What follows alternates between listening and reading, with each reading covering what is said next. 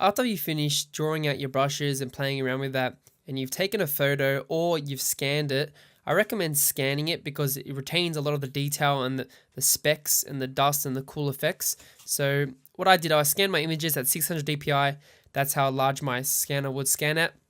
But if you don't have a scanner, just take a picture with your iPhone or with a camera and it'll pretty much be the same sort of quality. It won't be that too much different. So I just scan my images in as TIFFs, and you can see here I've got my scan images. And what I'm going to do, I'm just going to double click on it, or you can just go to Photoshop and just drag it in, and just drag it in like this. And Photoshop should open it up. So you see, I've got my charcoal here that I did beforehand. So what we're going to do now is we're going to actually start editing it and cropping it. So we're going to go to our layers panel on the right hand side, and you'll see this little lock. You just want to click that, and what we're going to do, we're actually going to crop our image. So we're going to press M for the marquee tool. You can go to the left hand side. If you right click, you'll see the tools here, and what we're going to do, we're just going to make a selection, and we're just going to select our brushes and going to cut off the excess stuff that we don't need. So we're going to make that selection, then we're going to go to image, crop, and now we've cropped our image. So now we can start editing them and creating our brushes.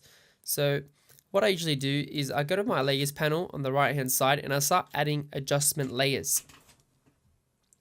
So we're going to click this little button here on the right bottom hand corner. You'll see that it has the drop down menu, and you get all these options. Use brightness, contrast levels, curves, and exposure. These are pretty good when you're editing these type of brushes.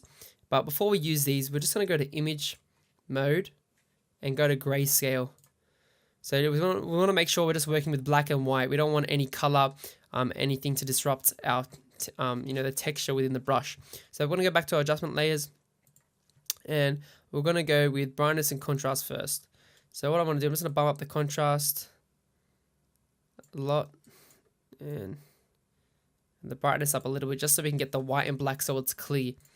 And then I'm going to go to levels, and you get some presets here. If you click the drop down menu, you can do contrast, and you can just scroll through those and see which one you like, or we can actually just do it ourselves.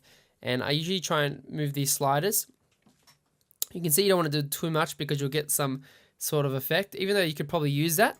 I try and keep some of the grungy details within it. So I'll go back to levels and I'll just start playing around with it. Zoom in if you have to. And we just want to make sure we want to keep that detail in there.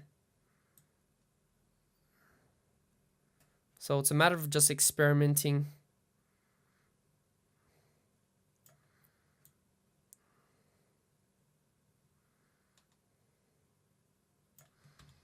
So you can see we start to get the detail, which is pretty awesome. So take your time, play around the levels, and you can see how all those details are coming out.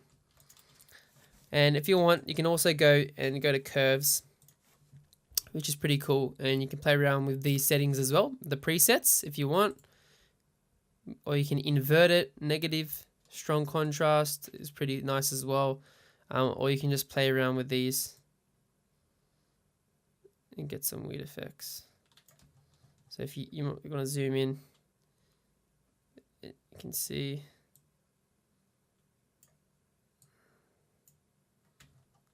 slight changes.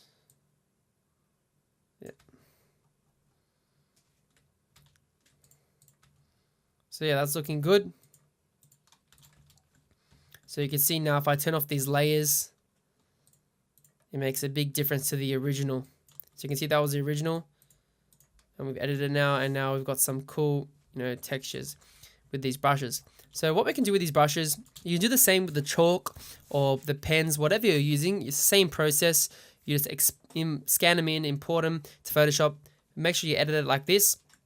And then what we're going to do, we're just going to save it out. You can save it as a JPEG, but I like to save it as a TIFF just because it's more editable, and you can always come back and edit it in Photoshop if there's a problem or something like that. So we're just going to go to File, Save As, and I'm just going to save it in here. Actually, I'll save it to my desktop, and we'll just go brush, charcoal brushes, and then just press OK.